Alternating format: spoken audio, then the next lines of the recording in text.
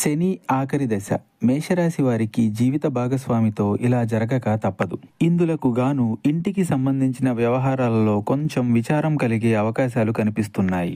జీవిత భాగస్వామి వల్ల ఇంటిలో కొంచెం భయం కొలిపే సంఘటనలు జరగవచ్చు. సరిగా సుఖం లేకుండా ఉండటం చూపిస్తుంది. ఎక్కువగా ఆటంకాలు మీ ప్రయాణాలలో జరగవచ్చు. నెగిటివ్ సెన్సెస్ ఎక్కువగా వస్తూ ఉంటాయి వారి వల్ల.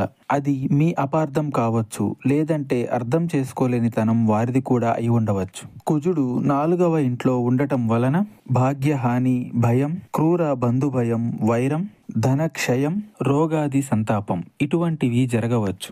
మీరు ప్రేమించిన వారు దూరంగా ఉన్నారా?